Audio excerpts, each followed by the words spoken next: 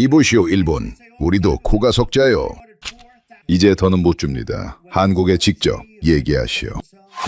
트럼프 대통령의 충격 발언에 전 세계가 얼어붙었습니다. 70년 혈맹 미국이 호르무즈 해협에서 손을 떼겠다고 선언한 순간 일본의 하늘은 단 이틀 만에 멈춰버렸습니다. 비행기 급유가 중단되며 일본 열도 전체가 패닉에 빠진 상황. 다급해진 일본이 전 세계에 SOS를 쳤지만 돌아온 대답은 더 충격적이었습니다. 미국 서부 항공유의 84%가 죄다 한국산이요. 한국이 멈추면 우리도 끝이란 말입니다. 세계 최강 미국조차 한국 눈치를 보느라 일본을 외면해버린 것입니다. 기름 한 방울 나지 않는 대한민국이 저원 세계 하늘길에 생명줄을 쥐게 된 기가 막힌 상황. 대체 무슨 일이 벌어진 걸까요? 그 전에 잠깐 1초 만에 누를 수 있는 좋아요 버튼을 꾹 눌러주시면 영상 제작에 아주 큰 힘이 됩니다. 그럼 바로 시작하겠습니다. 지금 도쿄발 국제선 3편이 취소됐습니다. 이유가 뭡니까? 연료입니다. 급유가 안 됩니다. 저는 그 말을 듣고 자리에서 일어났습니다. 사토 켄지, 일본 에너지 전략의 핵심에 있던 사람입니다. 중동 원유 확보에 인생을 걸었고 일본의 에너지 안보는 절대 무너지지 않는다고 믿었습니다. 그런데 지금 제 눈앞에서 비행기가 멈추고 있었습니다. 어떻게 이런 일이 일어났습니까? 그 답을 찾기까지 저는 모든 것이 틀렸다는 걸 인정해야 했습니다. 그날도 저는 도쿄 사무실에서 글로벌 에너지 보고서를 검토하고 있었죠. 25년입니다.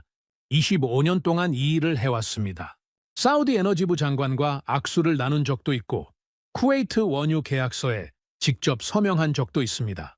일본이 중동 원유의 91%를 안정적으로 확보할 수 있었던 건 저 같은 사람들이 수십 년간 쌓아올린 신뢰 덕분이었죠. 저는 늘 자신 있었습니다. 일본의 에너지 시스템은 세계에서 가장 견고하다고 말이죠. 그런데 전화가 울렸습니다. 사토상, 미국이 폭탄 선언했습니다. 뭘 선언했다는 겁니까? 호르무즈는 각국이 알아서 해결하라. 미국은 동맹국을 도울 필요가 없다. 그렇게 말했습니다. 저는 수화기를 내려놓지 못했습니다. 동맹이 무너진다? 그건 제 계산에 넣지 않았습니다. 아니, 넣을 필요가 없다고 믿었죠. 미국이라는 나라는 전후 80년간 단 한 번도 동맹의 안보를 포기한 적이 없었으니까요. 그런데 그게 깨졌습니다. 그 순간부터 모든 것이 빠르게 움직이기 시작했습니다. 호르무즈 해협은 전 세계 원유 수송의 핵심 통로죠. 그곳을 미국이 더 이상 지켜주지 않겠다? 이건 단순한 정책 변화가 아닙니다. 세계 에너지 질서가 한순간에 흔들린 겁니다. 저는 곧바로 데이터를 확인했습니다. 항공유 가격 추이를 열었죠. 배럴당 89달러.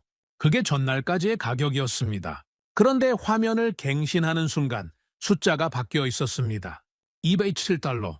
이게 오류 아닙니까? 오류가 아니었습니다. 하루 만에 2배가 넘게 뛴 겁니다.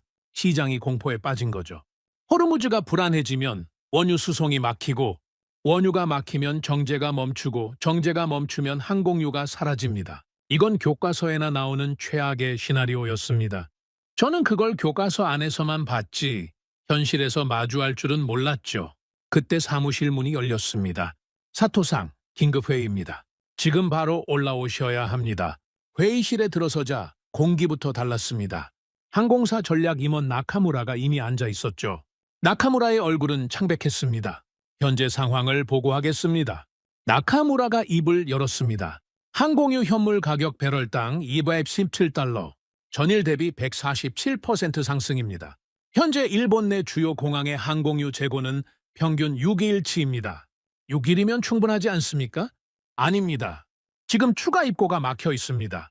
중동발 유조선 3척이 호르무즈 인근에서 대기 중이고 통과 일정이 불확실합니다.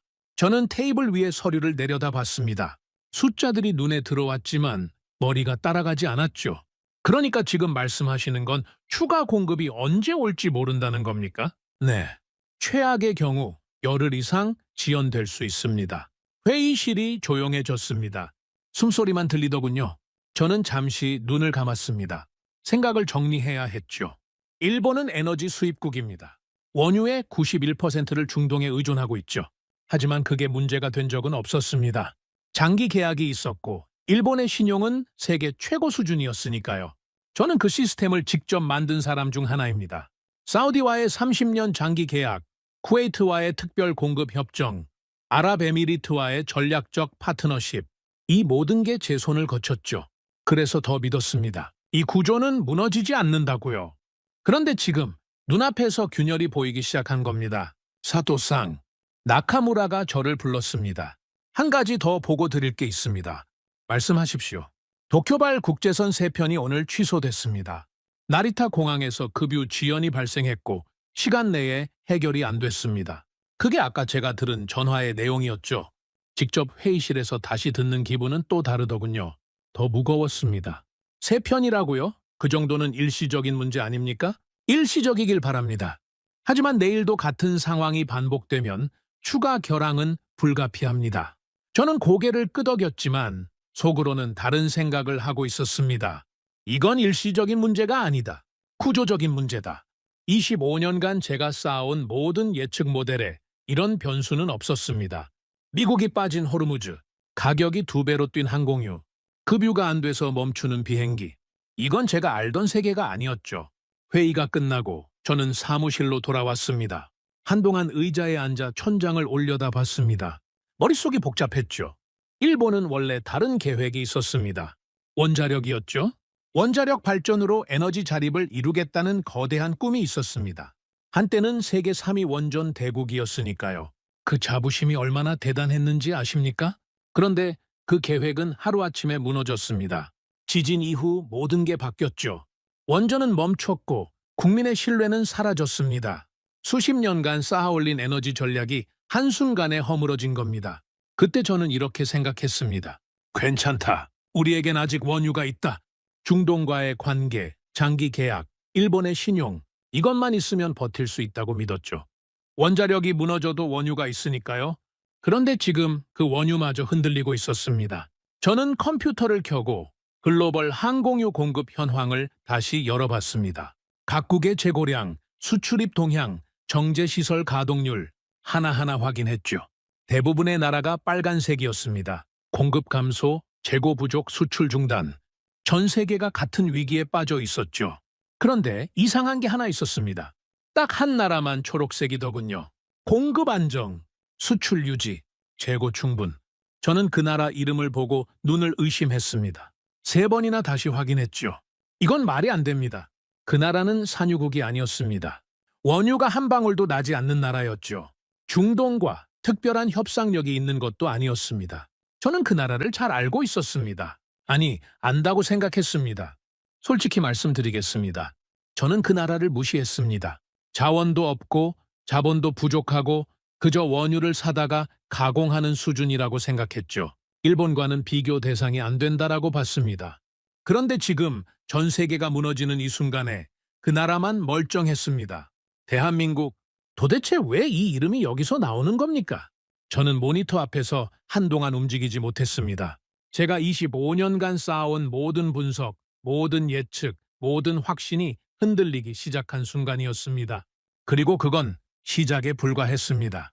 저는 그날 밤 잠을 자지 못했습니다. 모니터에 떠있던 그 초록색 점이 머릿속에서 지워지지 않았죠. 대한민국, 전 세계가 빨간색으로 물드는 가운데 유일하게 초록색이었던 나라. 저는 그게 데이터 오류라고 믿고 싶었습니다. 아니, 오류여야 했습니다.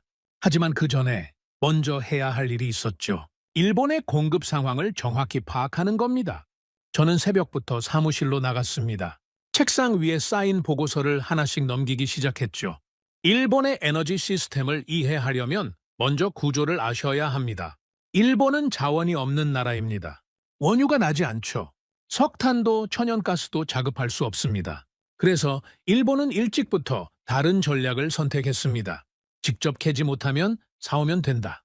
그것도 세계에서 가장 안정적으로, 가장 오래, 가장 확실하게 사오면 된다. 이게 일본 에너지 전략의 핵심이었죠. 그리고 그 전략의 중심에 제가 있었습니다. 저는 30대 초반에 처음 사우디아라비아에 갔습니다. 일본 경제산업성 소속 자문위원 자격이었죠. 사우디 에너지부 관계자들과 마주 앉아 협상 테이블에 섰을 때 저는 긴장했습니다. 하지만 동시에 확신도 있었죠. 일본이라는 이름이 가진 무게를 알고 있었으니까요. 일본과의 거래는 신뢰입니다. 사우디 측에서 그렇게 말했을 때 저는 속으로 생각했습니다. 그렇죠. 이게 일본의 힘이다. 자본력, 신용, 그리고 수십 년간 한 번도 깨지지 않은 약속. 이걸 무기로 일본은 중동 원유의 91%를 장기 계약으로 묶었습니다. 사우디, 쿠웨이트, 아랍에미리트, 세계 최대 산유국들과 직접 파이프라인을 연결한 거죠. 물론 진짜 파이프라인은 아닙니다. 하지만 계약이라는 보이지 않는 관으로 단단히 이어져 있었습니다. 저는 그 관을 만든 사람 중 하나입니다. 쿠웨이트에서 특별 공급 협정을 따냈을 때 도쿄에서 축하 전화가 왔었죠. 사토상, 이걸로 일본은 앞으로 20년은 안심입니다. 저도 그렇게 믿었습니다. 20년이 아니라 영원히 안전할 거라고요. 그래서였을 겁니다. 한국을 볼 때마다 느꼈던 그 감정이요. 솔직히 말씀드리죠. 저는 한국을 한 번도 경쟁 상대로 본 적이 없었습니다. 한국이 뭘 가지고 있었습니까? 원유? 없죠. 중동과의 오랜 외교 관계? 일본에 비할 바가 안 됩니다. 자본력? 일본 종합상사 하나가 한국 정유사 전체보다 덩치가 컸으니까요. 저는 한국을 이렇게 정의했습니다. 원유를 사다가 가공하는 나라. 거기까지였습니다. 더도 말고 덜도 말고 가공 공장. 원유를 수입해서 기름으로 바꾸는 수준. 그게 제가 아는 한국의 전부였죠. 한 번은 국제에너지 컨퍼런스에서 한국 측 관계자를 만난 적이 있습니다. 명함을 교환하면서 저는 예의 바르게 인사했죠.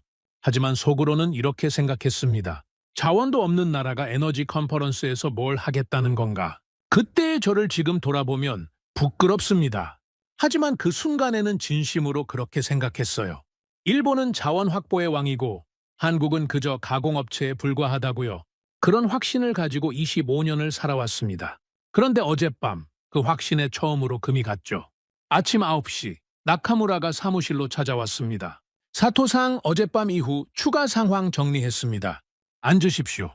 나카무라는 서류를 테이블 위에 펼쳤습니다. 얼굴이 어제보다 더 안 좋아 보이더군요. 현재 호르무즈 해협 통과 대기 중인 유조선이 12척입니다. 그중 일본행이 4척이고 통과 예상 시간은 최소 8일에서 14일입니다. 14일이라고요? 네. 미국 해군이 호의를 철수하면서 보험사들이 통과 선박에 대한 보험료를 3배로 올렸습니다. 선사들이 운항을 꺼리고 있습니다. 이건 단순한 지연이 아니었습니다. 보험료가 3배면 운송비가 폭등하죠. 운송비가 폭등하면 원유 가격에 바로 반영됩니다.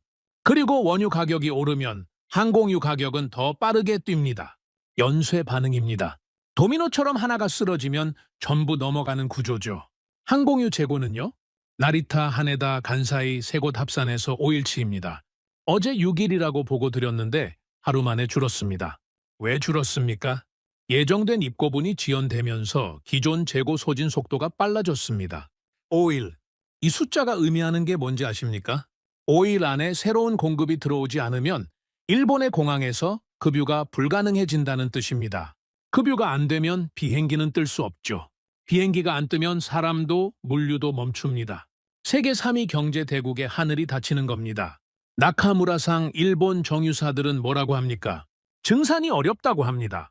현재 가동률이 이미 87%인데 추가로 올리려면 설비 점검이 필요하다고요.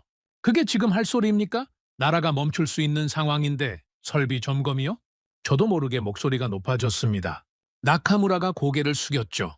저도 같은 말을 했습니다. 하지만 정유사 측은 안전 기준을 무시할 수 없다는 입장입니다. 한숨이 나왔습니다. 틀린 말은 아니니까요. 무리하게 가동률을 올리면 사고가 날 수 있죠. 하지만 지금은 가동률 걱정을 할 때가 아니었습니다. 다른 방법은 없습니까? 한 가지 있습니다. 나카무라가 잠시 말을 멈췄습니다. 뭔가 말하기 꺼려하는 눈치였죠. 말씀하십시오. 현재 아시아 지역에서 항공유를 안정적으로 공급할 수 있는 나라가 하나 있습니다. 저는 이미 알고 있었습니다. 어젯밤 모니터에서 본 그 초록색 점. 하지만 듣고 싶지 않았죠. 어디입니까? 대한민국입니다. 그 이름이 다시 나왔습니다. 한국이라고요? 한국이 지금 항공유를 안정적으로 공급하고 있다는 겁니까? 네? 현재 아시아 지역 항공유 수출 물량의 상당 부분을 한국이 담당하고 있습니다. 위기 이후에도 수출량이 줄지 않았습니다. 오히려 늘어난 것으로 보입니다. 저는 테이블을 손으로 짚었습니다. 감정을 정리해야 했죠. 나카무라상, 한국은 산유국이 아닙니다. 원유가 한 방울도 나지 않는 나라예요. 그런 나라가 어떻게 이 상황에서 항공유를 안정적으로 수출한다는 겁니까? 저도 같은 의문을 가졌습니다. 그래서 데이터를 좀 더 확인해 봤는데요. 나카무라가 서류 한 장을 꺼냈습니다. 이건 미국 에너지정보국 자료입니다. 지난 분기 기준 미국 서부 지역이 수입한 항공유의 약 84%가 한국산입니다. 뭐라고요? 84%입니다. 저는 그 숫자를 2번 다시 들었습니다. 귀를 의심한 게 아닙니다. 머리가 거부한 겁니다. 미국입니다. 세계 최강국이에요. 자체 정유 시설만 수백 개를 가지고 있는 나라죠. 텍사스에만 세계 최대 규모의 정유 단지가 있습니다. 그럼 미국이 서부 항공유의 84%를 한국에서 수입한다고요? 이건 오류 아닙니까? 3번 확인했습니다. 오류가 아닙니다. 저는 자리에서 일어났습니다. 창문 쪽으로 걸어가서 밖을 내다봤죠.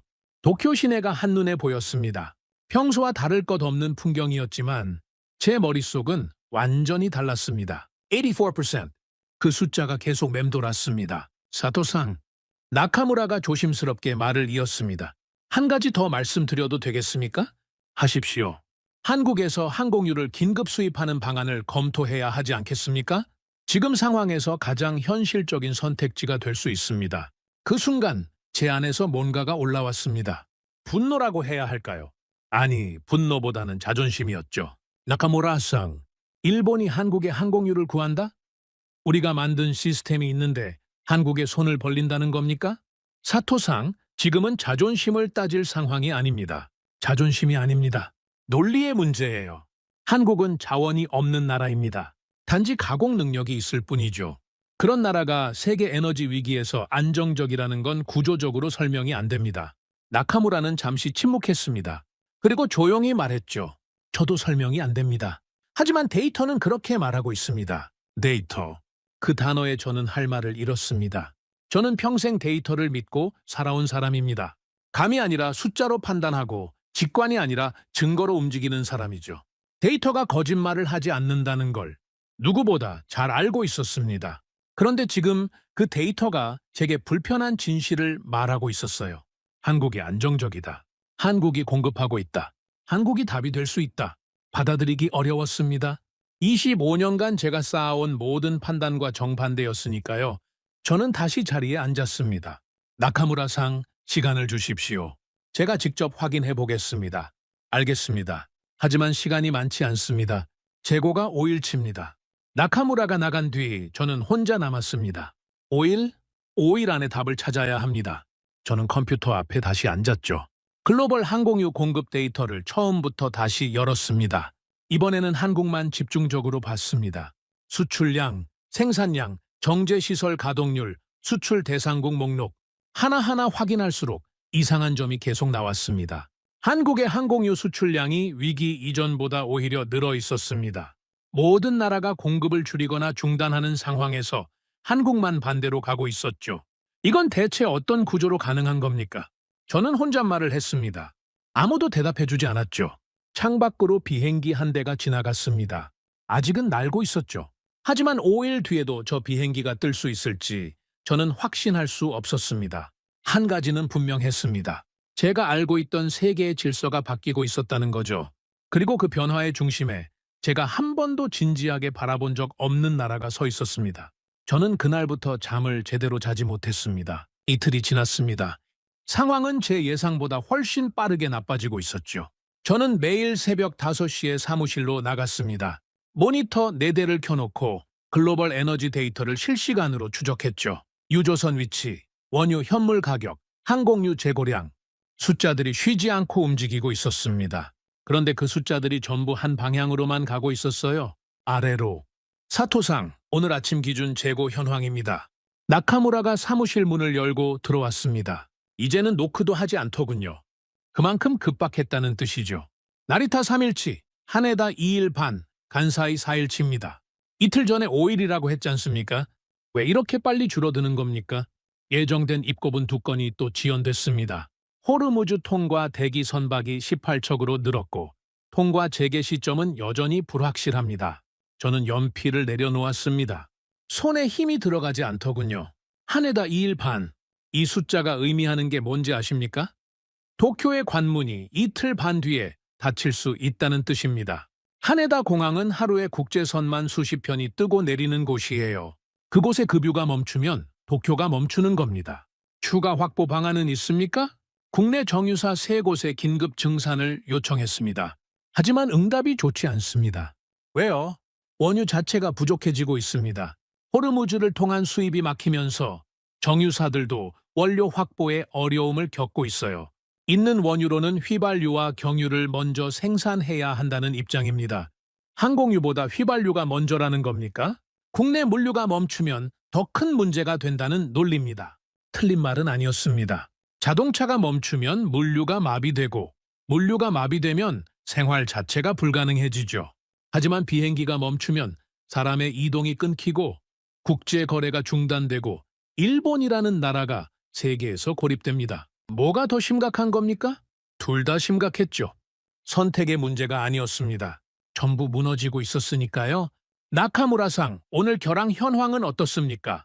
나카무라가 태블릿을 꺼냈습니다. 오늘 기준 나리타발 국제선 11편 결항, 하네다발 7편 결항, 간사이발 4편 결항입니다.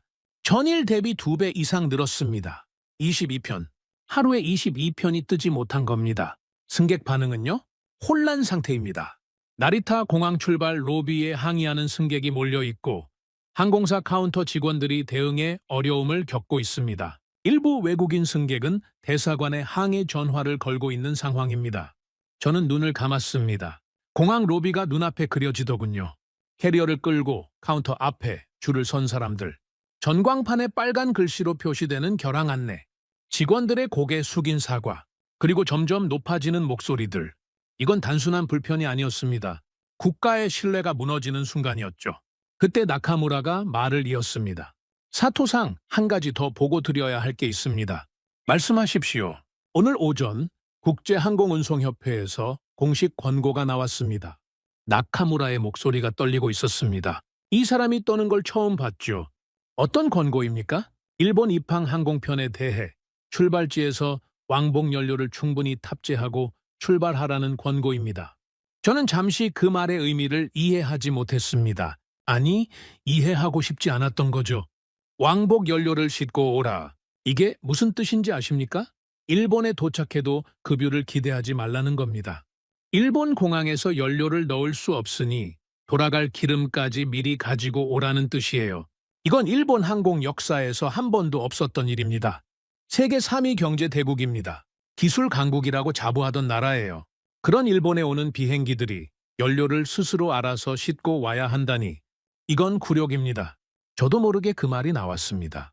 나카무라가 고개를 끄덕였죠. 네, 사실상 일본의 항공 인프라가 기능을 상실했다는 국제적 선언이나 다름없습니다. 그 순간 저는 테이블 위를 주먹으로 쳤습니다. 세게 친 건 아니었지만 소리가 회의실에 울렸죠. 나카무라가 놀란 눈으로 저를 봤습니다. 25년입니다. 나카무라상. 25년 동안 이 시스템을 만들었어요.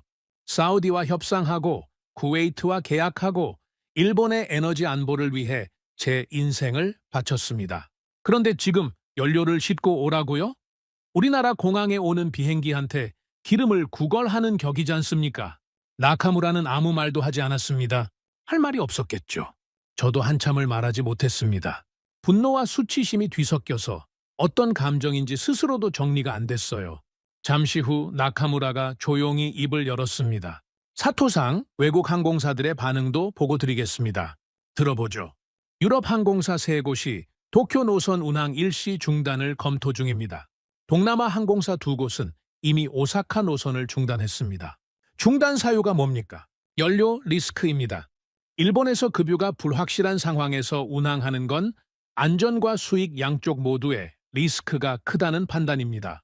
그러니까 우리를 피하겠다는 겁니까? 네? 일부 항공사는 일본 대신 다른 아시아 허브로 노선을 돌리는 방안을 검토하고 있습니다. 다른 아시아 허브? 그 말이 가슴에 꽂혔습니다. 일본은 아시아 항공 허브의 중심이었습니다. 나리타, 하네다는 아시아를 넘어 세계적인 허브 공항이었죠. 그런데 지금 항공사들이 일본을 버리고 다른 곳으로 간다고요? 어디로 간다는 겁니까? 어느 나라의 공항으로 돌린다는 겁니까? 나카무라가 잠시 망설였습니다. 구체적으로 거론되는 곳은 인천입니다. 또 한국이었습니다. 저는 웃었습니다. 웃을 상황이 아니었는데 웃음이 나왔죠. 쓴 웃음이었습니다. 우리가 무너지면 한국이 가져간다는 겁니까? 결과적으로는 그런 방향으로 가고 있습니다. 저는 창밖을 바라봤습니다. 도쿄의 하늘은 여전히 맑았죠. 하지만 그 하늘을 날아다니는 비행기의 수는 눈에 띄게 줄어 있었습니다. 그날 오후 긴급 확대 회의가 소집됐습니다. 항공사 임원진 전원이 참석했죠. 분위기는 장례식장 같았습니다. 아무도 먼저 말을 하려 하지 않았어요. 현재 상황을 정리하겠습니다. 회의를 주재한 것은 운영총괄이사 야마모토였습니다. 60대 후반의 노련한 인물이죠. 하지만 그날만큼은 야마모토의 목소리도 흔들리고 있었습니다. 어제와 오늘 이틀간 총 41편의 국제선이 결항됐습니다. 국내선도 14편이 지연 또는 취소됐습니다. 현재 추세가 이어지면 사흘 뒤에는 일일 결항 편수가 40편을 넘길 수 있습니다. 회의실 안에서 한숨 소리가 들렸습니다. 손실 추산은요? 이틀간 직접 손실만 약 83억엔입니다. 간접 손실까지 포함하면 그 3배 이상으로 추정됩니다. 83억엔, 이틀 만에요. 이건 한 달이 아니라 이틀입니다. 이 속도로 가면 일주일 뒤에는 어떻게 되겠습니까? 대응 방안을 논의하겠습니다. 야마모토가 테이블을 둘러봤습니다. 하지만 누구도 선뜻 입을 열지 못했죠. 그때 가장 끝자리에 앉아있던 국제전략 담당 이사 우에다가 손을 들었습니다. 한 가지 제안해도 되겠습니까? 말씀하십시오. 현실적으로 지금 아시아 지역에서 항공유를 안정적으로 확보할 수 있는 루트는 하나뿐입니다. 한국의 정유사를 통한 긴급 수입입니다. 회의실이 다시 조용해졌습니다. 불편한 침묵이었죠. 저는 우에다를 바라봤습니다. 우에다도 저를 봤죠. 눈빛이 말하고 있었습니다. 사토상, 당신도 알고 있지 않습니까? 알고 있었습니다. 이미 이틀 전에 나카무라가 같은 말을 했죠. 한국이 답이 될 수 있다고. 하지만 저는 그때 자존심이라는 벽을 넘지 못했습니다. 우에다상, 그건 쉬운 문제가 아닙니다. 제가 말했습니다. 왜 쉽지 않습니까? 한국은 산유국이 아닙니다. 자원이 없는 나라가 이 위기에서 안정적일 수 있다는 건 논리적으로 맞지 않아요. 사토상, 논리의 문제가 아닙니다. 우에다가 단호하게 대답했습니다. 데이터의 문제입니다. 현재 한국은 아시아에서 유일하게 항공유 수출을 유지하고 있습니다. 아니, 늘리고 있습니다. 이건 사실이에요. 야마모토가 끼어들었습니다. 사토상, 지금은 왜 그런지를 따질 때가 아닙니다. 어떻게 할 것인지를 정해야 할 때입니다. 맞는 말이었습니다. 하지만 쉽지 않았죠. 회의는 2시간 넘게 이어졌습니다. 결론은 나지 않았죠. 한국에서 긴급 수입하자는 쪽과 다른 루트를 더 찾아보자는 쪽이 팽팽하게 맞섰습니다. 저는 후자 쪽이었죠. 회의가 끝나고 저는 사무실로 돌아왔습니다. 다시 모니터 앞에 앉았죠. 글로벌 항공유 수출 데이터를 열었습니다. 중국!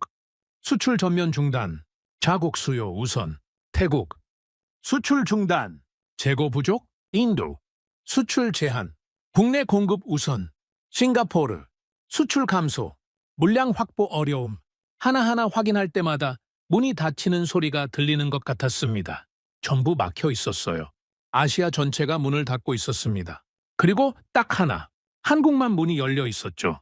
대한민국 수출 유지, 물량 증가, 이걸 어떻게 받아들여야 합니까? 모든 나라가 멈추는데 한국만 움직이고 있다니. 저는 화면을 확대해서 한국의 수출 데이터를 자세히 봤습니다. 수출 대상국 목록이 쭉 나오더군요. 미국, 호주, 동남아 각국, 유럽 일부, 전 세계로 뻗어 있었습니다. 이게 가공 공장의 모습입니까? 저는 혼잣말을 했습니다. 제가 한국을 뭐라고 불렀죠? 가공 공장이라고 했습니다. 원유를 사다가 기름으로 바꾸는 수준이라고요. 그런데 지금 그 가공 공장이 세계를 먹여 살리고 있었습니다. 모니터 속의 숫자들은 냉정했습니다. 감정이 없죠. 그냥 사실만 보여줄 뿐이에요. 그리고 그 사실이 저한테 이렇게 말하고 있었습니다. 당신이 틀렸다고. 저는 의자 등바디에 몸을 기댔습니다. 천장을 올려다봤죠. 25년이라는 시간이 머릿속을 스쳐갔습니다. 사우디에서 첫 계약을 따낸 날, 쿠웨이트 특별협정에 서명한 날, 일본 에너지 안보의 청사진을 그리던 밤들. 저는 그 모든 순간이 자랑스러웠습니다. 일본의 시스템은 완벽하다고 믿었죠. 그런데 그 완벽한 시스템이 지금 며칠째 비행기 한 대 제대로 띄우지 못하고 있었습니다. 반면에 한국은요, 원유 한 방울 나지 않는 나라가 위기 속에서 오히려 세계에 연료를 공급하고 있었습니다. 우리는 멈춰 있었습니다. 그리고 한국은 움직이고 있었죠. 전화기가 울렸습니다. 나카무라였죠. 사토상, 방금 추가 소식입니다. 유럽 대형 항공사 한 곳이 공식적으로 도쿄 노선 운항을 중단했습니다. 어느 항공사입니까? 나카무라가 이름을 말했습니다. 세계적인 항공사였죠. 일본 노선은 그 항공사의 아시아 핵심 루트였습니다. 그 노선을 끊었다는 건 일본이 더 이상 안전한 목적지가 아니라고 판단했다는 뜻이에요. 대체 노선은 어디로 돌린답니까? 인천입니다. 또 인천이었습니다. 또 한국이었죠. 저는 전화를 끊고 한참을 가만히 앉아 있었습니다. 하늘을 날던 나라가 땅에 묶이기 시작한 겁니다. 일본이라는 나라가 하늘길을 잃어가고 있었습니다. 그리고 그 하늘길은 한국으로 향하고 있었죠. 저는 그날 밤 처음으로 한국이라는 나라를 진지하게 바라보기 시작했습니다. 무시하거나 깔보는 시선이 아니라 이해해야 할 대상으로요. 도대체 어떤 나라길래 자원도 없이 이 위기 속에서 세계를 떠받치고 있는 건지 그 답을 찾아야 했습니다. 시간이 없었으니까요. 일본의 재고는 줄어들고 있었고 세계는 한국을 향하고 있었고 저는 아직 아무것도 이해하지 못하고 있었습니다. 하지만 한 가지는 확실했죠. 더 이상 외면할 수 없다는 것. 한국이라는 나라를 처음부터 다시 봐야 한다는 것. 잠을 잔 건지 안 잔 건지 모르겠습니다. 눈을 떴을 때 시계는 새벽 4시를 가리키고 있었죠. 머리가 무거웠지만 가만히 누워 있을 수가 없었습니다. 사무실로 나갔습니다. 저는 한 가지를 결심했습니다. 한국이고 뭐고 일단 다른 루트를 찾자. 25년간 쌓아온 네트워크가 있지 않습니까? 중동이 막혔으면 다른 곳을 뚫으면 됩니다. 동남아가 있고 미국이 있고 옛 거래선이 있죠. 아직 선택지는 남아있다고 믿었습니다. 아니, 남아있어야 했습니다. 새벽 5시, 저는 첫 번째 전화를 걸었습니다. 싱가포르에 있는 에너지 트레이딩 회사 대표였죠. 12년 전에 제가 직접 거래를 트고 이후로도 꾸준히 관계를 유지해온 사람입니다. 신뢰할 수 있는 파트너라고 생각했어요. 사토상 오랜만입니다. 급한 용건입니다. 항공유 긴급 물량 확보가 가능합니까? 솔직히 말씀드리겠습니다. 지금 저희도 물량이 없습니다. 없다고요? 싱가포르는 아시아 최대 정유 허브 아닙니까? 맞습니다. 하지만 지금 상황이 다릅니다. 자국 재고 확보가 우선이에요. 정부 지침이 내려왔습니다. 수출 물량을 전량 국내로 돌리라고요. 그러면 예외 조항이라도 없습니까? 일본과의 기존 계약분은요? 사토상, 기존 계약 자체가 무력화되고 있는 상황입니다. 죄송합니다. 전화를 끊었습니다. 손이 떨리진 않았죠. 아직은요. 다음은 태국이었습니다. 방콕에 있는 정유사 임원에게 연락했죠. 이 사람과는 5년 전에 합동 세미나를 한 적이 있었습니다. 사토상, 연락 주실 줄 알았습니다. 상황을 알고 계시는군요. 전 세계가 같은 상황입니다. 솔직히 말씀드리면 저희는 어제부로 항공유 수출을 전면 중단했습니다. 전면 중단이라고요? 네. 태국 국내 항공 운영을 유지하는 것만으로도 재고가 빠듯합니다. 일본뿐 아니라 어디에도 내보낼 여력이 없어요.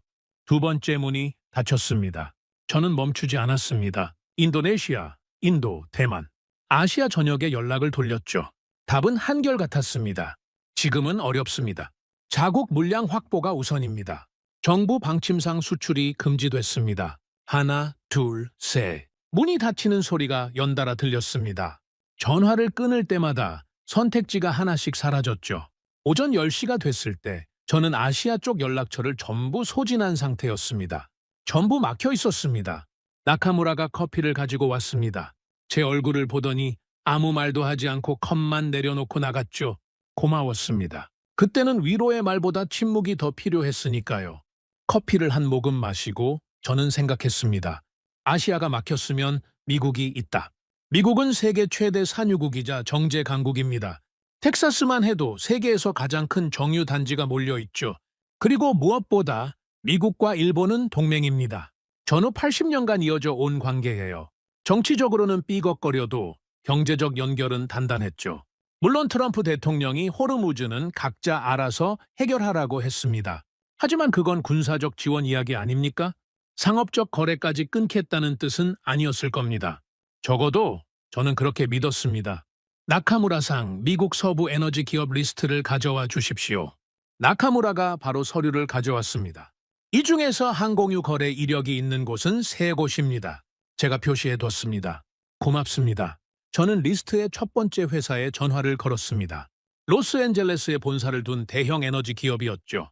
태평양 항공유 시장에서 상당한 영향력을 가진 곳이었습니다. 전화가 연결됐습니다. 사토상 어떤 용건이신지 짐작은 갑니다. 상대방의 목소리는 예상외로 차분했습니다.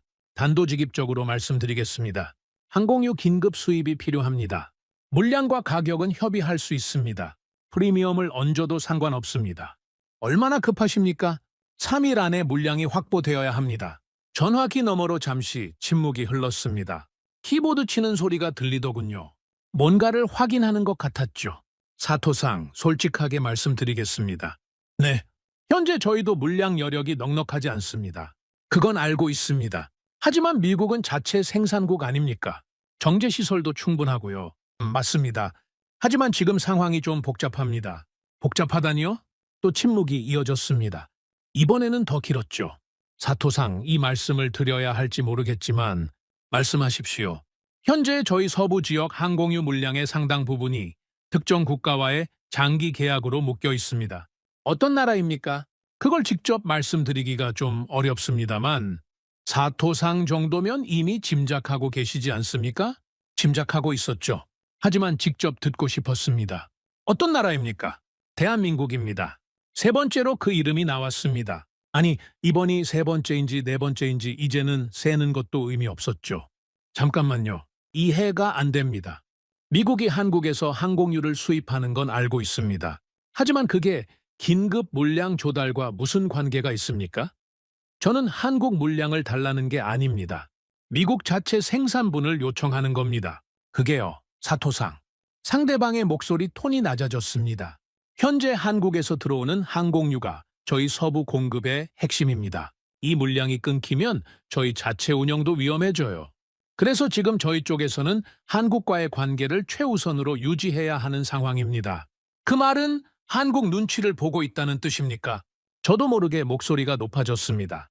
눈치라는 표현은 좀 그렇습니다만 현실적으로 한국의 공급이 저희한테 사활적인 상황이에요. 거기에 불필요한 변수를 만들기가 어렵습니다. 불필요한 변수라고요? 일본이 불필요한 변수입니까? 사토상, 제 개인적인 의견이 아닙니다. 본사 방침입니다. 저는 수화기를 꽉 쥐고 있었습니다. 손가락 마디가 하얘질 정도로요? 한 가지만 더 묻겠습니다. 지금 미국 서부 항공유 수입에서 한국이 차지하는 비율이 정확히 얼마입니까? 제가 앞서 말씀드린 것과 비슷합니다. 82%에서 86% 사이입니다. 분기마다 다르지만 대략 그 수준이에요. 미국이 한 나라에 그 정도를 의존하고 있다는 겁니까? 네. 그리고 그게 지금 저희가 움직일 수 없는 이유이기도 합니다. 전화를 끊었습니다. 저는 한참 동안 수화기를 내려놓지 못했습니다. 손이 떨리고 있었거든요. 아까 아시아 쪽에 전화할 때는 안 떨렸습니다. 그때는 막혀도 미국이 있다고 생각했으니까요. 하지만 지금 그 미국마저 문을 닫은 겁니다. 아니, 문을 닫은 게 아니었죠. 더 정확하게 말하면 미국은 이미 다른 나라를 선택하고 있었습니다. 한국을요. 나카무라가 사무실로 들어왔습니다. 제 얼굴을 보더니 한마디 했죠. 안 되셨군요. 전부 막혔습니다. 아시아도요? 중국, 태국, 인도네시아, 인도, 싱가포르, 대만 전부 수출 중단이거나 물량 없음입니다. 미국은요? 미국은 다른 문제입니다. 다른 문제라니요?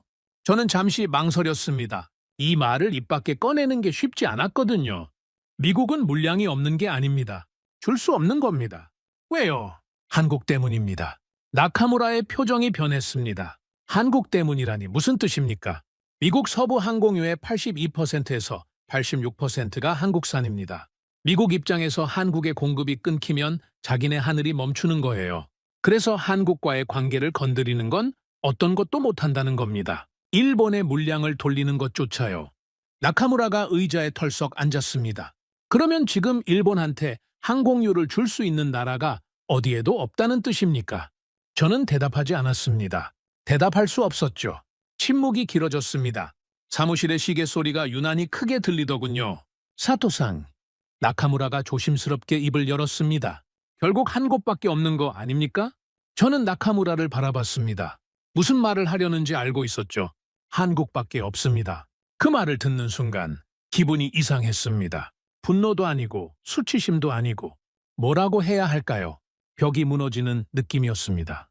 25년간 쌓아올린 벽이요. 일본은 스스로 해결할 수 있다. 우리의 시스템은 완벽하다. 한국은 경쟁 상대도 안 된다. 그런 믿음으로 지어올린 벽이 지금 와르르 무너지고 있었죠. 나카무라-상, 네, 한 가지 이해가 안 되는 게 있습니다. 뭡니까? 어떻게 가능한 겁니까? 원유가 한 방울도 안 나는 나라가 전 세계 항공유 시장을 쥐고 있다니, 미국조차 한국 없이는 비행기를 못 띄우는 상황이라니, 이건 제가 아는 에너지 시장의 논리로는 설명이 안 됩니다. 나카무라가 고개를 끄덕였습니다. 저도 같은 생각입니다. 그래서 어젯밤에 한국 정유산업 관련 자료를 좀 찾아봤는데요. 뭐가 나왔습니까? 아직 정리가 안 됐지만 한 가지 확실한 건 있습니다. 뭡니까? 한국은 단순히 원유를 가공하는 수준이 아닙니다. 그건 저도 사토상도 완전히 잘못 알고 있었던 겁니다. 그 말이 귓가에 맴돌았습니다. 완전히 잘못 알고 있었다. 저는 창밖을 봤습니다. 해가 지고 있었죠. 도쿄의 하늘이 붉게 물들어 있었습니다. 오늘 하루 저는 도움을 구하기 위해 전 세계에 전화를 걸었습니다. 아시아 6나라, 미국까지 합치면 7곳이었죠. 7개의 문을 두드렸고 7개의 문이 전부 닫혔습니다. 그런데 닫힌 문들 너머로 하나의 이름이 계속 들려왔습니다. 어디에 전화를 걸어도 누구와 이야기를 해도 결국 돌아오는 이름은 같았죠. 대한민국. 모든 나라가 일본을 거절하는 동안 모든 나라가 의지하고 있는 곳은 한국이었습니다. 중국도, 태국도, 싱가포르도, 미국도 저마다 사정은 달랐지만 한 가지 공통점이 있었죠. 한국의 존재를 의식하고 있다는 것. 미국의 그 에너지 기업 담당자가 한 말이 계속 떠올랐습니다. 한국의 공급이 저희한테 사활적인 상황이에요. 미국이 그렇게 말한 겁니다. 세계 최강국이요. 군사력, 경제력, 기술력, 모든 면에서 세계 1위인 나라가 한국의 항공유 없이는 서부의 비행기를 띄울 수 없다고 인정한 거예요. 도대체 한국은 어떻게 이 위치에 오른 겁니까? 저는 그날 밤 처음으로 진짜 궁금해졌습니다. 무시하거나 깔보는 마음이 아니라 순수한 의문이 생긴 겁니다. 자원이 없는 나라, 원유가 나지 않는 나라, 중동과의 협상력도 일본만큼의 자본력도 없었던 나라. 저는 그 나라를 가공공장이라고 불렀습니다. 그런데 그 가공공장이 지금 세계를 먹여 살리고 있었죠. 뭔가 제가 모르는 게 있었습니다.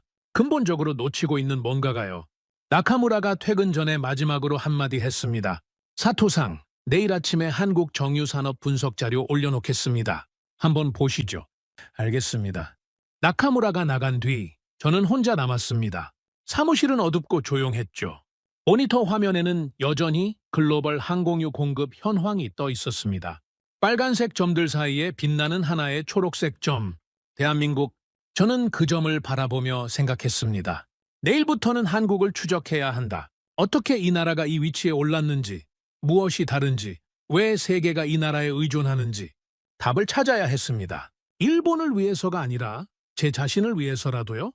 25년간 제가 믿어온 모든 것이 틀렸을 수도 있다는 가능성, 그걸 확인해야 했습니다. 사무실 불을 끄고 나오면서 저는 혼잣말을 했습니다. 대한민국 도대체 어떤 나라길래? 그날 밤 도쿄의 하늘에는 비행기가 거의 보이지 않았습니다. 다음 날 아침 나카무라가 약속한 자료가 제 책상 위에 놓여 있었습니다. 한국 정유산업 분석 보고서. 두께가 상당하더군요. 저는 커피 한 잔을 내리고 첫 페이지를 펼쳤습니다. 솔직히 말씀드리죠. 저는 이 보고서에서 별것을 기대하지 않았습니다. 한국의 정유산업이라고 해봤자 원유를 사다가 기름으로 바꾸는 정도 아니겠습니까? 그 수준의 내용이 나올 거라고 생각했어요. 그런데 첫 장부터 제 예상이 틀렸습니다. 보고서의 첫 문장이 이랬죠. 한국의 정유시설은 단순 정제시설이 아닌 세계 최상급 고도화 복합 정유시설로 분류된다. 고도화 복합 정유시설. 업계에서는 이걸 컴플렉스 리파이너리라고 부릅니다. 저는 이 용어를 당연히 알고 있었죠. 하지만 한국과 연결해서 생각해 본 적은 한 번도 없었습니다. 일반 정유시설은 원유를 넣으면 휘발유, 경유 같은 기본 제품이 나옵니다. 단순하죠? 하지만 고도화 복합 정유시설은 차원이 다릅니다. 같은 원유를 넣어도 불순물을 극한까지 제거하고 더 비싸고 더 고급스러운 연료를 뽑아냅니다. 수율이라고 하죠. 같은 원유에서 얼마나 많은 고부가 가치 제품을 뽑아내느냐. 한국의 정유시설은 이 수율이 세계 최고 수준이라고 보고서에 적혀 있었습니다. 이건 처음 보는 데이터인데 저는 혼잣말을 했습니다. 페이지를 넘겼죠? 한국 정유사들의 시설 현황이 나오더군요. 울산, 여수, 대산. 한국 남해안과 서해안에 집중된 대규모 정유단지.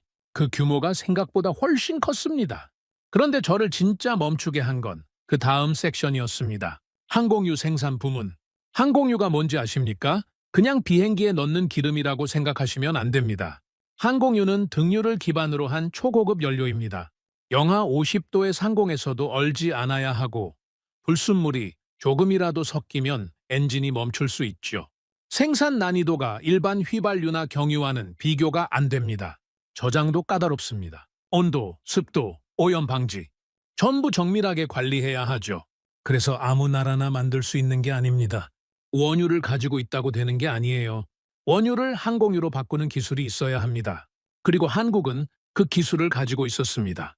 가지고 있는 정도가 아니라 세계 최고 수준으로요. 보고서에 따르면 한국의 항공유 수출량은 세계 1위였습니다. 한국 석유 제품 수출에서 항공유가 차지하는 비중이 약 17%에서 19%. 이 숫자가 의미하는 건 뭡니까? 한국이 단순히 기름을 파는 게 아니라 가장 비싸고 가장 만들기 어려운 기름을 집중적으로 생산해서 세계에 파는 구조라는 뜻이에요. 저는 보고서를 내려놓았습니다. 잠시 머리를 정리해야 했죠.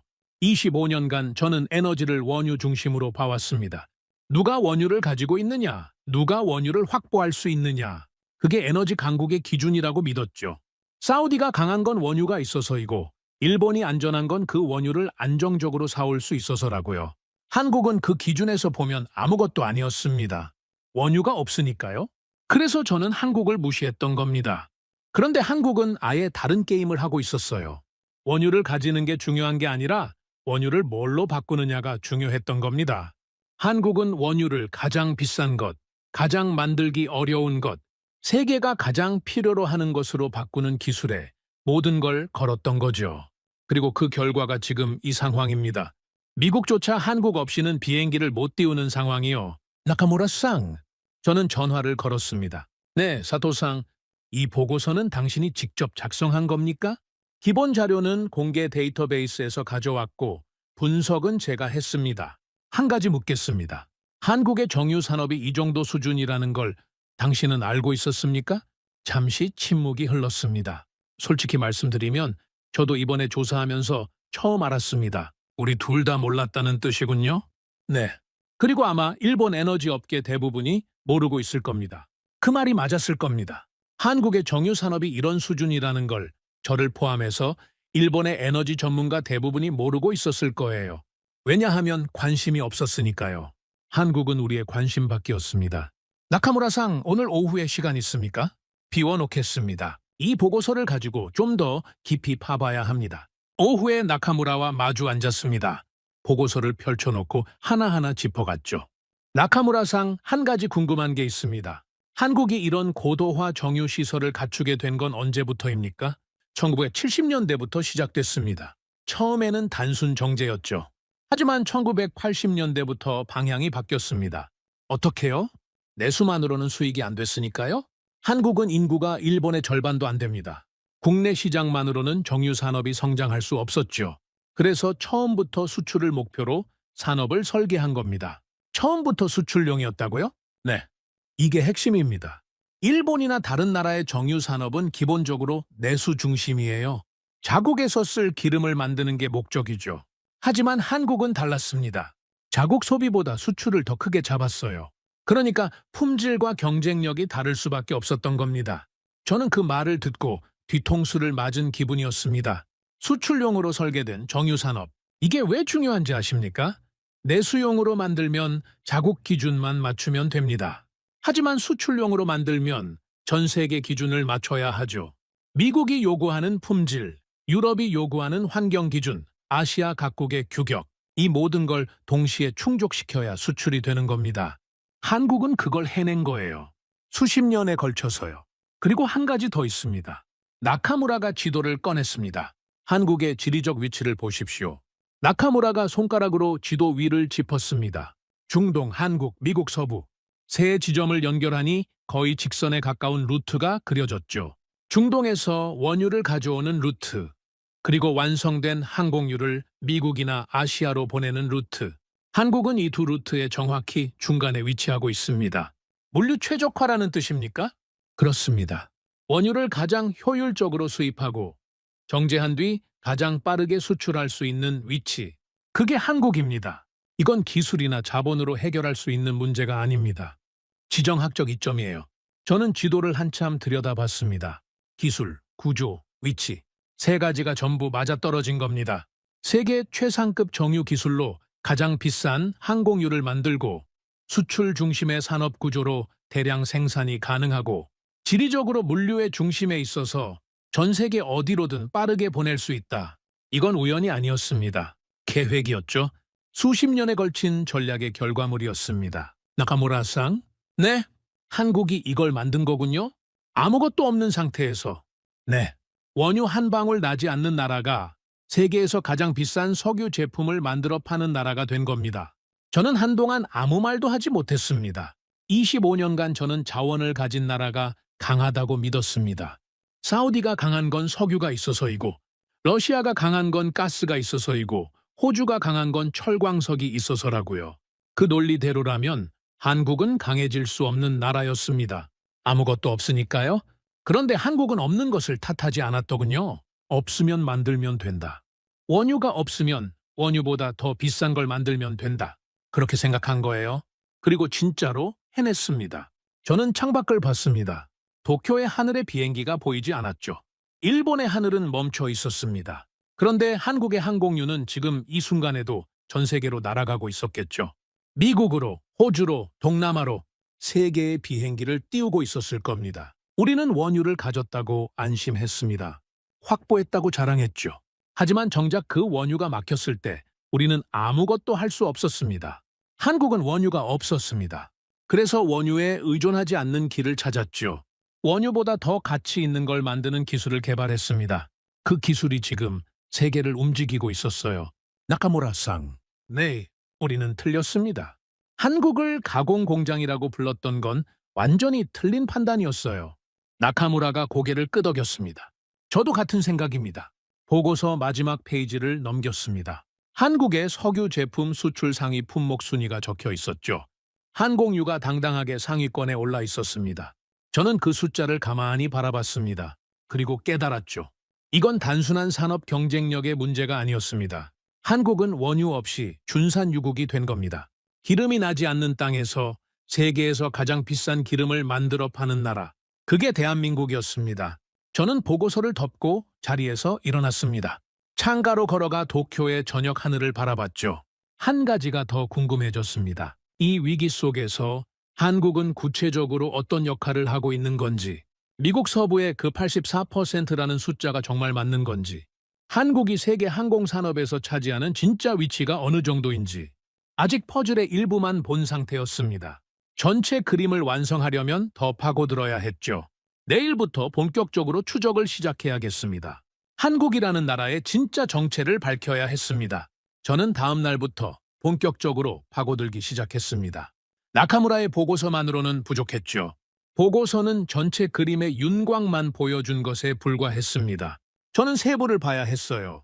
숫자의 맥락을, 구조의 본질을, 한국이라는 나라가 세계 항공유 시장에서 정확히 어디에 서 있는지를 확인해야 했습니다. 25년간 에너지 시장을 분석해온 사람입니다. 분석은 제 전문이죠. 다만 이번에는 대상이 달랐을 뿐입니다. 중동이 아니라 한국, 원유가 아니라 항공유. 저에게는 완전히 새로운 영역이었습니다. 사무실에 일찍 도착해서 모니터 4대를 전부 켰습니다. 하나에는 글로벌 항공유 교역 데이터, 하나에는 각국 정유 시설 현황, 하나에는 미국 에너지 정보국 통계, 마지막 하나에는 한국 정유사 수출 실적을 띄웠죠. 먼저 미국부터 다시 봤습니다. 미국 서부 항공유 수입의 84%. 이 숫자는 이미 들었죠. 하지만 저는 이게 어떤 구조에서 나온 숫자인지를 직접 확인하고 싶었습니다. 미국은 세계 최대 산유국입니다. 자체 정유 시설도 세계에서 가장 많죠. 텍사스, 루이지아나, 캘리포니아, 대형 정유 단지가 줄줄이 있습니다. 상식적으로 생각하면 미국이 항공유를 수입할 이유가 없어요. 직접 만들면 되니까요. 그런데 왜 한국에서 사는 걸까요? 저는 미국 정유 산업 데이터를 뒤졌습니다. 시간이 좀 걸렸지만 답이 나오더군요. 미국 서부의 문제는 정유 시설의 노후화였습니다. 캘리포니아를 중심으로 한 서부 지역의 정유소들은 대부분 1960년대에서 70년대에 지어진 것들이었죠. 환경 규제가 강화되면서 신규 정유소 건설은 사실상 불가능해졌고 기존 시설은 노후화가 진행되고 있었습니다. 결정적으로 이 시설들의 항공유 생산 효율이 떨어졌습니다. 같은 원유를 넣어도 한국의 고도화 시설에서 뽑아내는 항공유의 품질과 양을 따라갈 수가 없었던 거예요. 그래서 미국 서부는 선택을 한 겁니다. 직접 만드는 것보다 한국에서 사는 게 더 싸고 더 품질이 좋고 더 안정적이라는 판단이었죠. 이건 일시적인 게 아니었구나. 저는 혼잣말을 했습니다. 일시적인 거래가 아니라 구조적인 의존이었습니다. 미국 서부의 항공산업 자체가 한국산 항공유 위에 서 있었던 거예요. 이게 어전을 생긴 구조가 아니었습니다. 수십 년에 걸쳐 만들어진 겁니다. 저는 화면을 전환해서 한국의 항공유 수출 대상국 목록을 다시 봤습니다. 어제 나카무라와 함께 봤을 때는 대략적으로만 확인했거든요. 이번에는 하나하나 정밀하게 뜯어봤습니다. 미국, 호주, 일본, 동남아 각국, 유럽 일부, 중남미까지 한국의 항공유는 전 세계로 뻗어 있었습니다. 수출 대상국이 90개가 넘었죠. 특정 지역에 몰려 있는 것도 아니었습니다. 아시아, 오사니아, 북미, 유럽, 글로벌 전방위 수출이었어요. 잠깐, 여기서 한 가지 눈에 걸리는 게 있었습니다. 일본. 한국의 항공유 수출 대상국 목록에 일본이 있었습니다. 이미 한국에서 항공유를 수입하고 있었던 거예요. 물량은 미국만큼 크지는 않았지만 분명히 존재했죠. 이건 몰랐습니다. 저는 진심으로 몰랐습니다. 일본이 한국에서 항공유를 수입하고 있었다는 사실을요. 25년간 에너지를 분석해온 사람이 자기 나라의 수입 구조조차 제대로 파악하지 못하고 있었던 겁니다. 왜 몰랐을까요? 답은 간단했습니다. 관심이 없었으니까요. 한국에서 뭘 얼마나 수입하든 중요한 건 중동 원유 확보라고 생각했으니까요. 저는 한숨을 내쉬었습니다. 그리고 다시 화면으로 돌아갔죠. 이번에는 세계 전체의 항공유 교역 구조를 봤습니다. 어떤 나라가 얼마나 생산하고 어떤 나라가 얼마나 수출하는지. 생산량으로 보면 미국이 1위였습니다. 당연하죠. 세계 최대 정유국이니까요. 하지만 대부분은 자국 소비용이었습니다. 미국 국내에서 쓸 항공유를 만드는데 대부분의 생산량이 투입되고 있었어요. 수출량으로 보면 상황이 완전히 달라졌습니다. 한국이 세계 1위였습니다. 원유가 한 방울도 나지 않는 나라가 항공유 수출에서 세계 1위. 이걸 어떻게 받아들여야 합니까? 저는 의자에서 일어나 사무실 안을 걸어 다녔습니다. 생각을 정리해야 했죠. 머릿속이 너무 복잡했습니다. 자리에 다시 앉아서 이번에는 항공유라는 제품 자체를 좀 더 깊이 분석해 봤습니다. 나카무라의 보고서의 기본적인 내용은 있었지만 저는 직접 확인하고 싶었거든요. 항공유는 ZA1이라는 규격을 따릅니다. 등유 기반의 고급 연료죠. 이 연료가 왜 이렇게 만들기 어려운지 데이터를 파면 팔수록 놀라웠습니다. 먼저 순도입니다. 항공유에는 미세한 불순물조차 허용되지 않습니다. 비행기 엔진은 지상 엔진과 다르죠. 10,000m 상공에서 작동하는 겁니다. 거기서 불순물 때문에 엔진이 멈추면 어떻게 됩니까? 수백 명의 생명이 걸린 문제예요. 다음으로 저온 성능입니다. 비행기가 순항 고도에 도달하면 외부 기온이 영하 50도 이하로 떨어집니다. 항공유가 그 온도에서 얼면 안 되죠. 일반 등유라면 진작에 얼어붙습니다. 하지만 항공유는 그 극한의 온도에서도 액체 상태를 유지해야 합니다. 저장 조건도 까다롭습니다. 온도와 습도를 정밀하게 관리해야 하고 외부 오염물질이 유입되면 전량 폐기해야 합니다. 이 모든 조건을 충족시키는 연료를 대량으로 만들 수 있는 나라가 세계에 몇 개나 될까요? 저는 세계 주요 항공유 수출국 리스트를 뽑아봤습니다. 한국, 인도, 싱가포르, 네덜란드, 손에 꼽을 정도였죠. 그리고 그 중에서 한국의 수출량은 다른 나라들을 압도하고 있었습니다. 그때 전화가 울렸습니다. 나카무라였죠. 사토상, 지금 들어가도 되겠습니까? 추가로 확인한 게 있습니다. 들어오십시오. 나카무라가 서류를 들고 들어왔습니다. 사토상, 이건 제가 오늘 아침에 미국 쪽 데이터를 더 파면서 발견한 겁니다. 뭡니까? 미국 서부만이 아니었습니다. 무슨 뜻입니까? 미국 서부의 84%라는 숫자만 보고 있었는데 범위를 넓혀서 보니까 다른 게 보였습니다. 호주도 동남아도 일본도 포함해서 아시아, 태평양 전체의 항공유 교역 구조를 보면 한국이 차지하는 비중이 상상 이상입니다. 나카무라가 서류를 내밀었습니다. 아시아 태평양 지역 항공유 수출 점유율 그래프였죠. 한국의 점유율이 압도적이었습니다. 2위와의 격차가 2배 이상이었어요. 이건 지배 수준입니다. 저도 모르게 그 말이 나왔습니다. 네, 저도 같은 생각입니다. 단순한 수출국이 아니라 사실상 아시아 태평양 항공유 시장을 지배하고 있는 겁니다. 저는 그래프를 한참 들여다봤습니다. 숫자는 거짓말을 하지 않죠. 나카무라상, 지금 제 머릿속에서 하나의 그림이 그려지고 있습니다. 어떤 그림입니까? 한국은 원유가 없는 대신 원유보다 더 가치 있는 걸 만들었습니다. 그리고 그걸 전 세계에 팔고 있죠. 미국도, 호주도, 동남아도, 심지어 우리 일본도 한국의 항공유를 쓰고 있었습니다. 네, 이건 단순한 무역이 아닙니다. 한국이 하늘길을 쥐고 있는 겁니다. 비행기가 뜨려면 항공유가 있어야 하고 그 항공유의 상당 부분을 한국이 공급하고 있으니까요. 나카무라가 고개를 끄덕였습니다. 항공유를 지배하는 나라가 하늘을 지배하는 나라라는 뜻이죠. 그 말이 제 가슴을 찔렀습니다. 저는 잠시 생각에 잠겼습니다. 그러다가 문득 며칠 전에 들었던 말이 떠올랐죠. 트럼프 대통령의 발언, 호르무즈는 각국이 알아서 해결하라. 미국은 동맹국을 도울 필요가 없다. 그때 저는 그 말을 동맹의 배신이라고 생각했습니다. 미국이 일본을 버렸다고요. 하지만 지금 다시 생각해보니 다른 해석이 가능했습니다. 미국이 호르무즈를 포기한 게 아니라 호르무즈가 더 이상 미국에게 사활적이지 않았던 건 아닐까요? 미국 서부의 항공유 84%가 한국에서 옵니다. 한국은 중동 원유를 수입해서 항공유를 만들지만 한국의 정유 시설은 중동 원유만 쓰는 게 아닙니다. 다양한 루트에서 원유를 확보할 수 있는 구조를 갖추고 있죠. 그러니까 미국 입장에서는 호르무즈가 막혀도 한국이 어떻게든 항공유를 만들어줄 거라는 계산이 있었던 건 아닐까요? 직접 호르무즈를 지키는 것보다 한국이라는 공급원을 유지하는 게 더 효율적이라고 판단한 건 아닐까요? 물론 이건 제 추측입니다. 하지만 데이터를 보면 볼수록 이 추측이 틀리지 않은 것 같았죠. 나카무라상, 네, 트럼프가 호르무즈를 포기한 게 아니었을 수 있습니다. 무슨 뜻입니까?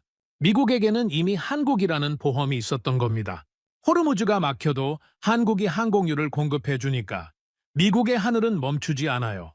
그래서 호르무즈에 더 이상 군사력을 쏟을 필요가 없었던 겁니다. 나카무라의 눈이 커졌습니다. 그러면 호르무즈 철수 선언이 사실은 한국의 존재를 전제로 한 결정이었다는 뜻입니까? 확실하지는 않습니다. 하지만 미국이 자국 항공유 공급의 84%를 한국에 의존하고 있으면서 아무 대책 없이 호르무즈를 포기하지는 않았을 거예요. 저는 모니터를 바라봤습니다. 화면에 떠있는 숫자들이 이제는 다르게 보였죠. 한국은 단순히 기름을 잘 만드는 나라가 아니었습니다. 세계 에너지 질서의 핵심 축이었어요. 미국의 군사 전략에까지 영향을 미치는 나라였습니다. 그런 나라를 저는 가공 공장이라고 불렀습니다. 저는 자리에서 일어나 창가로 갔습니다. 도쿄의 하늘이 보였죠. 여전히 비행기가 적었습니다. 일본의 하늘은 텅 비어가고 있었어요. 한국은 지금 이 순간에도 세계에 항공유를 보내고 있을 겁니다. 미국의 비행기를 띄우고 호주의 비행기를 띄우고 동남아의 비행기를 띄우고 있겠죠. 그런데 정작 일본의 비행기는 멈춰 있었습니다. 왜 그런지 이제는 알겠더군요. 일본은 원유를 확보하는 데만 집중했지 그 원유를 뭘로 바꿀지에 대해서는 깊이 생각하지 않았습니다. 사오는 것에만 신경 쓰고 만드는 것에는 투자하지 않았던 거예요. 한국은 반대였습니다. 살 수 없으니까 만들었고 만드는 것에 모든 걸 걸었습니다. 그 차이가 지금 이 결과를 만든 겁니다. 나카무라상, 네, 이제 전체 그림이 보입니다. 어떤 그림입니까? 한국은 원유 없이 에너지 강국이 된 겁니다. 아니, 에너지 강국이라는 표현도 부족해요. 세계의 하늘을 움직이는 나라가 된 겁니다. 나카무라가 잠시 침묵했습니다. 그리고 조용히 물었죠. 사토상, 솔직히 여쭤봐도 되겠습니까? 말씀하십시오. 지금 기분이 어떠십니까? 저는 웃었습니다. 쓴웃음이었죠. 25년입니다. 나카무라-상. 25년 동안 저는 자원을 가진 나라가 강하다고 믿었습니다. 그리고 한국을 무시했죠. 자원이 없으니까요. 그런데 지금 자원이 없는 그 나라가 세계를 움직이고 있고 자원을 확보했다고 자부하던 우리는 비행기 한 대 제대로 못 띄우고 있습니다. 저는 잠시 말을 멈췄습니다. 솔직히요, 부끄럽습니다. 한국을 제대로 보지 못한 제 자신이. 그리고 한편으로는 궁금합니다. 이렇게까지 할 수 있었던 나라라면 제가 아직 모르는 것들이 더 있을지도 모르겠다는 생각이 듭니다. 나카무라가 고개를 끄덕였습니다. 아마 있을 겁니다. 저는 다시 모니터 앞에 앉았습니다. 아직 파야 할 것들이 남아 있었죠. 하지만 한 가지는 확실해졌습니다. 제가 25년간 쌓아온 분석 체계, 에너지를 원유 확보의 관점에서만 바라보던 시각, 자원이 있는 나라가 강하다는 믿음, 이 모든 게 불완전했다는 것, 세계를 움직이는 건 자원이 아니었습니다. 자원을 무엇으로 바꾸느냐, 그 기술과 전략이 진짜 힘이었던 거예요. 그리고 그 힘을 가진 나라는 제가 25년간 무시해왔던 바로 그 나라였습니다. 대한민국. 그날 밤 저는 사무실에서 나가지 않았습니다. 나카무라는 퇴근했지만 저는 갈 수가 없었죠. 머릿속에서 퍼즐 조각들이 맞춰지려는 참이었거든요. 아직 완성은 아니었습니다. 하지만 윤곽이 보이기 시작했어요. 조금만 더 파면 전체 그림이 드러날 것 같았습니다. 저는 커피를 한 잔 더 내리고 모니터 앞에 앉았습니다. 지금까지 확인한 것들을 정리해봤죠. 하나. 한국은 세계 최상급 고도화 복합 정유시설을 보유하고 있다. 둘. 한국의 정유 산업은 처음부터 수출용으로 설계됐다. 셋. 한국은 지리적으로 중동과 미국, 아시아의 중간에 위치해 물류가 최적화되어 있다. 넷. 한국은 항공유 수출 세계 1위다. 다섯. 미국 서부 항공유 수입의 84%가 한국산이다. 여기까지가 제가 확인한 사실이었습니다. 하나하나가 충격이었지만 저는 아직 핵심에 도달하지 못한 느낌이었어요. 뭔가 빠져 있었습니다. 이 모든 사실을 하나로 꿰뚫는 본질이요. 저는 다시 데이터를 뒤지기 시작했습니다. 이번에는 방식을 바꿨죠. 한국만 보는 게 아니라 세계 전체의 항공유 흐름을 추적하기로 했습니다. 전 세계에서 비행기가 하루에 몇 대나 뜨는지 아십니까? 약 10만 편입니다. 하루에 10만 편의 비행기가 하늘을 날죠. 그 비행기 한 대 한 대에 항공유가 들어갑니다. 대형 여객기 하나가 한 번 비행할 때 사용하는 항공유가 얼마인 줄 아십니까? 장거리 노선의 경우 10만 리터 이상입니다. 한 대예요. 그런 비행기가 하루에 10만 편씩 뜹니다. 이 천문학적인 양의 항공유를 누가 만들고 누가 공급하느냐? 이게 곧 세계 항공산업의 핵심이었던 겁니다. 대부분의 나라는 자국에서 쓸 항공유를 자국에서 생산합니다. 미국도 그렇고 유럽도 그렇죠. 하지만 문제가 되는 건 자국 생산만으로 부족한 나라들이에요. 그리고 그런 나라가 생각보다 많았습니다. 미국 서부, 호주, 동남아 대부분, 태평양 도서 국가들, 이 지역들은 자체 생산만으로는 항공유 수요를 감당하지 못합니다. 반드시 외부에서 수입해야 하죠. 그러면 어디서 수입합니까? 답은 이미 나와 있었습니다. 한국이었죠. 저는 데이터를 하나하나 따라갔습니다. 한국에서 출발한 항공유가 어디로 가는지 그 루트를 추적한 거예요. 울산과 여수에서 정제된 항공유가 탱커에 실립니다. 그 탱커가 태평양을 건너 미국 서부로 갑니다. 로스앤젤레스, 샌프란시스코, 시애틀, 미국 서부의 주요 공항들에 한국산 항공유가 공급되죠. 같은 탱커가 남쪽으로도 갑니다. 호주의 시드니, 멜버른, 동남아의 싱가포르, 방콕, 자카르타, 일본의 나리타, 하네다, 간사이. 한국에서 출발한 항공유가 태평양 전역으로 퍼지고 있었습니다. 저는 지도 위에 이 루트들을 그려봤습니다. 한국을 중심으로 사방으로 뻗어나가는 선들이 그려지더군요. 마치 거미줄 같았습니다. 한국이 중심에 있고 세계가 그 줄에 연결되어 있는 형태였죠. 이건 그냥 수출이 아니다. 저는 혼잣말을 했습니다. 이건 인프라였습니다. 한국이 수십 년에 걸쳐 구축한 글로벌 항공유 공급 인프라. 태평양 전역의 비행기들이 한국의 연료로 날고 있었어요. 그리고 그 구조는 이번 위기에서도 멈추지 않았죠. 그때 한 가지 의문이 떠올랐습니다. 중요한 질문이었죠. 한국도 원유를 중동에서 수입합니다. 그러면 호르무즈가 불안해졌을 때 한국도 우리처럼 타격을 받아야 하는 것 아닙니까? 원유가 안 들어오면 항공유도 못 만드는 거 아닙니까? 이 질문에 대한 답을 찾아야 했습니다. 저는 한국의 원유 수입 구조를 분석했습니다. 시간이 좀 걸렸지만 답이 나오더군요. 한국의 원유 수입처가 중동에만 집중되어 있지 않았습니다. 물론 중동 비중이 가장 컸지만 러시아, 미국, 아프리카, 중남미에서도 원유를 들여오고 있었어요. 수입선이 다변화되어 있었던 겁니다. 그리고 결정적으로 한국의 전략 비축유 규모가 상당했습니다. 위기 상황에 대비한 원유 비축이 충분히 되어 있었죠. 그러니까 호르무즈가 흔들려도 한국은 당장 멈추지 않는 겁니다. 비축유와 대체 수입선으로 정유시설 가동을 유지할 수 있었던 거예요. 여기까지 계산했던 건가? 저는 감탄을 넘어서 경악에 가까운 감정을 느꼈습니다. 원유가 없는 나라가 원유 공급이 끊길 위기까지 대비하고 있었다니. 수입선 다변화, 전략 비축유, 고도화 정유시설, 수출 중심 산업 구조, 물류 최적화. 이 모든 게 하나의 시스템으로 연결되어 있었습니다. 누군가 이걸 설계한 겁니다.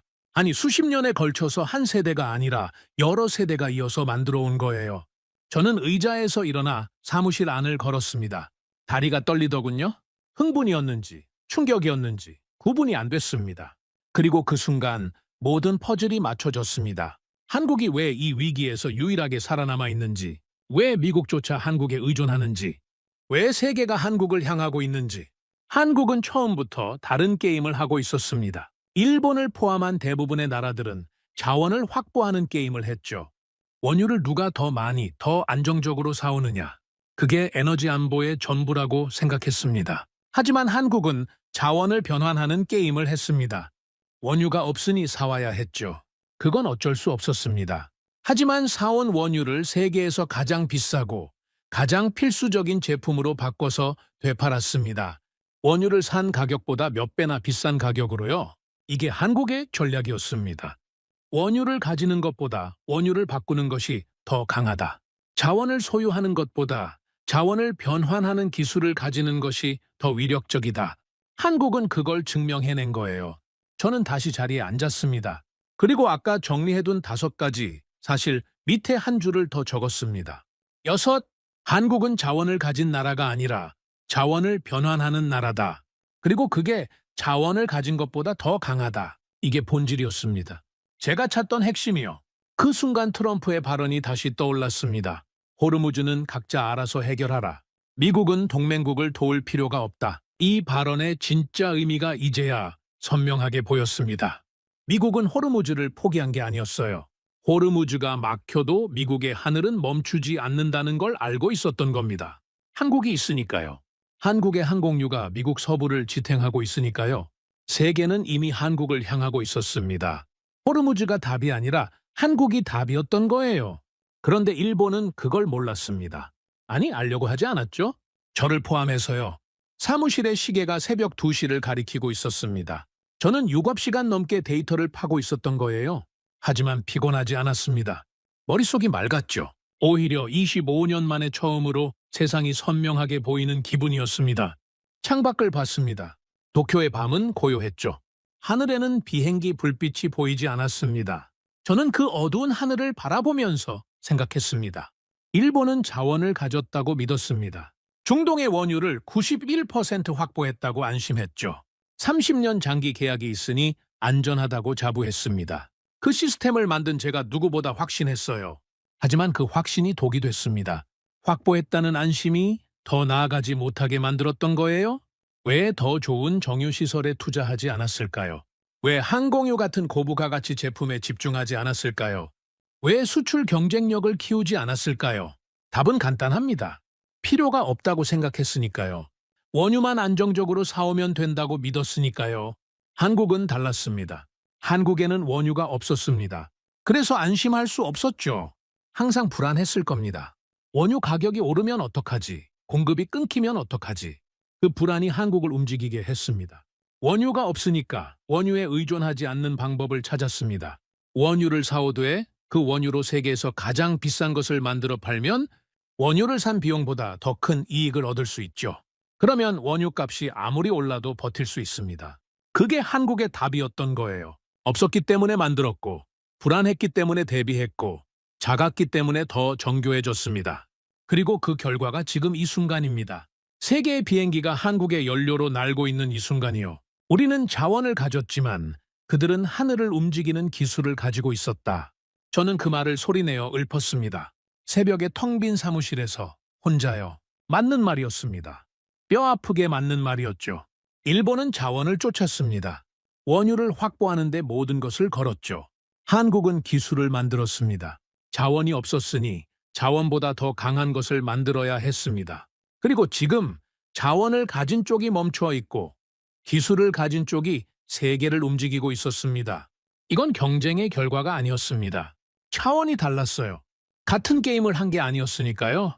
저는 모니터를 끄고 잠시 어둠 속에 앉아 있었습니다. 25년간 제가 쌓아온 모든 판단, 모든 확신, 모든 자부심. 그게 한꺼번에 무너지는 소리가 들리는 것 같았습니다. 하지만 이상하게도 고통스럽지만은 않았어요. 오히려 어떤 해방감 같은 게 있었습니다.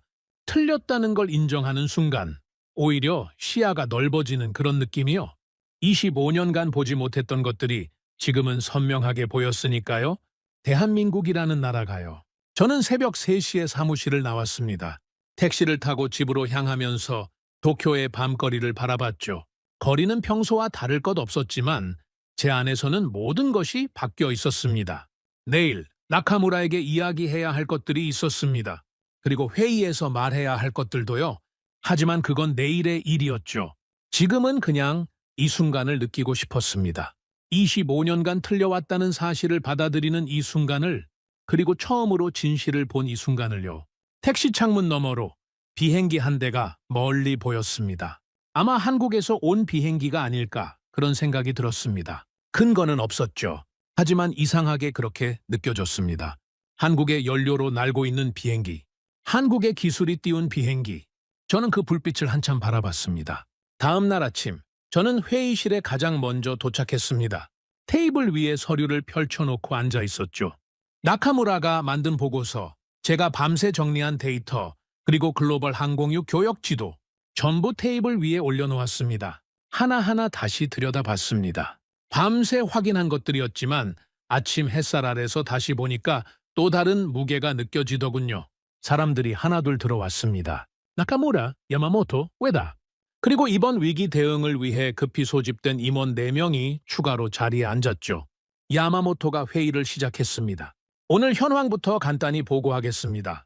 현재 일본 내 항공유 재고는 이틀치 미만입니다. 어제 하루 결항 편수는 78편. 외국 항공사 중 일본 노선을 정상 운항하는 곳은 11곳으로 줄었습니다. 숫자들이 무겁게 내려앉았습니다.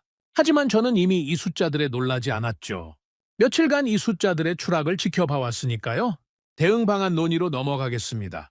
사토상, 발언하시겠습니까? 야마모토가 저를 봤습니다. 모두의 시선이 저에게 쏠렸죠. 저는 잠시 숨을 고르고 입을 열었습니다. 며칠간 제가 직접 조사한 내용을 공유하겠습니다. 회의실이 조용해졌습니다. 결론부터 말씀드리죠. 현재 아시아 태평양 지역에서 항공유를 안정적으로 공급할 수 있는 나라는 단 한 곳뿐입니다. 대한민국입니다. 예상했던 반응이었습니다. 일부는 고개를 끄덕였고 일부는 불편한 표정을 지었죠. 사토상, 그 근거를 좀 더 구체적으로 설명해 주시겠습니까? 야마모토가 물었습니다. 지난 며칠간 저는 전 세계 항공유 공급 구조를 추적했습니다. 아시아 전역에 연락을 돌렸고 미국 에너지 기업과도 직접 통화했습니다. 결과는 하나였습니다.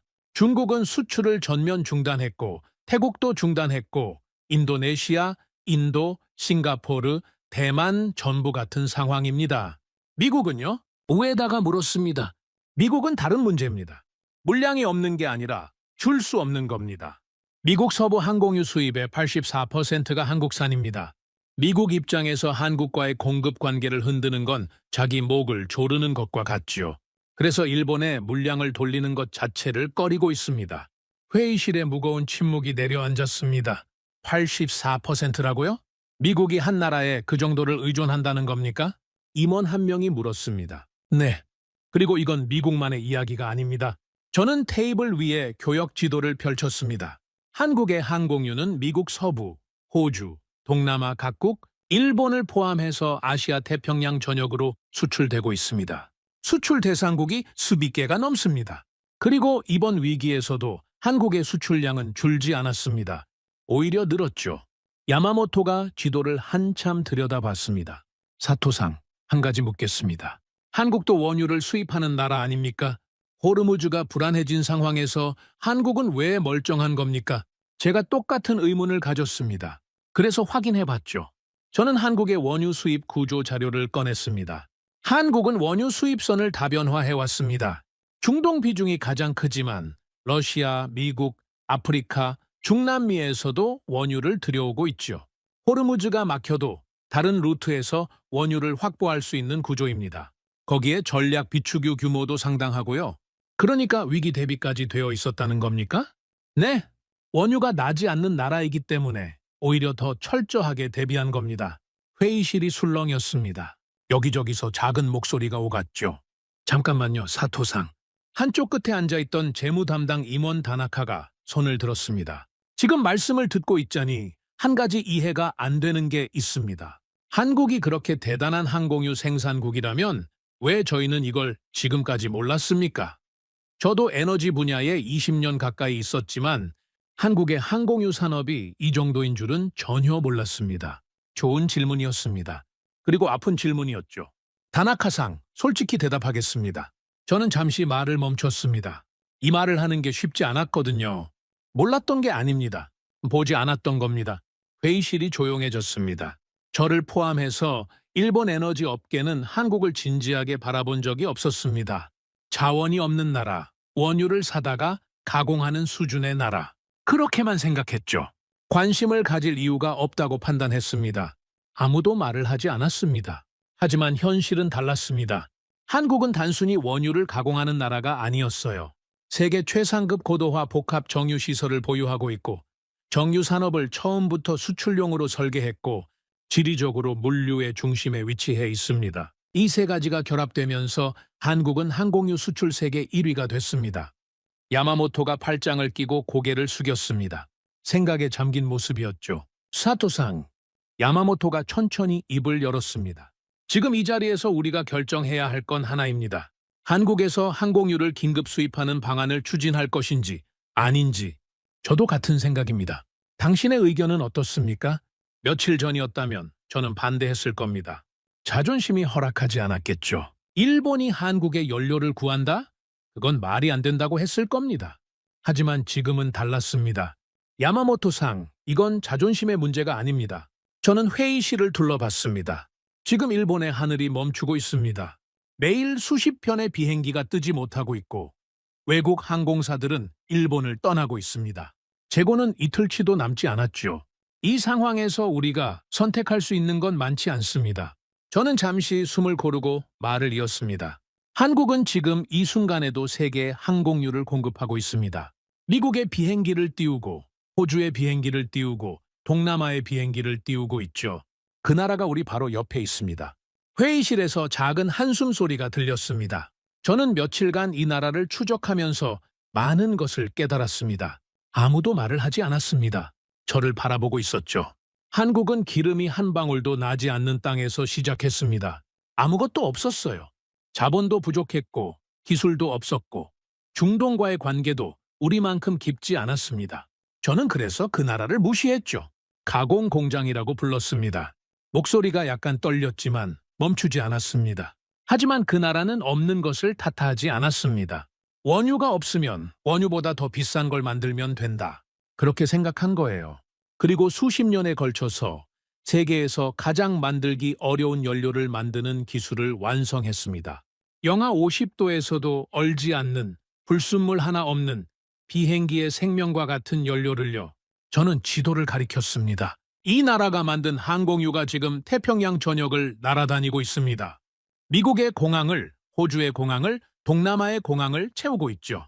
미국이라는 세계 최강국조차 서부 항공유의 84%를 이 나라에 맡기고 있습니다. 야마모토가 고개를 들어 저를 봤습니다. 한 가지만 더 말씀드리겠습니다. 저는 마지막으로 숨을 고르고 이 말을 꺼냈습니다. 25년간 저는 에너지를 연구해왔습니다. 자원을 가진 나라가 강하다고 믿었죠. 사우디의 석유, 러시아의 가스, 호주의 철광석, 가진 나라가 이기는 게임이라고 생각했습니다. 그 논리대로라면 한국은 강해질 수 없는 나라였어요. 회의실의 모든 시선이 저에게 쏠려 있었습니다. 그런데 한국은 가지지 않고도 강해졌습니다. 아니, 가지지 않았기 때문에 더 강해진 겁니다. 원유를 소유하는 것보다 원유를 세계가 가장 필요로 하는 것으로 바꾸는 기술이 더 강력했습니다. 한국은 그걸 증명한 나라입니다. 저는 말을 마치고 자리에 앉았습니다. 한동안 아무도 입을 열지 못했습니다. 무거운 침묵이었지만 불편한 침묵은 아니었죠. 무언가를 받아들이는 침묵이었습니다. 야마모토가 먼저 입을 열었습니다. 한국과의 긴급 수입 협의를 시작하겠습니다. 이해 있는 분 계십니까? 아무도 이의를 제기하지 않았습니다. 회의가 끝나고 사람들이 하나둘 나갔습니다. 저는 마지막까지 남아 있었죠. 나카무라도 남았습니다. 사토상. 네, 잘 말씀하셨습니다. 잘한 게 아닙니다. 너무 늦었을 뿐이죠. 나카무라가 쓴웃음을 지었습니다. 저는 창가로 걸어갔습니다. 도쿄의 하늘이 보였죠. 며칠째 비행기가 거의 보이지 않는 하늘이었습니다. 하지만 저는 알고 있었습니다. 지금 이 순간 태평양 건너편에서는 한국의 항공유를 실은 탱커가 움직이고 있을 거라는 걸요. 미국으로, 호주로, 동남아로 세계의 하늘을 멈추지 않게 하기 위해서요.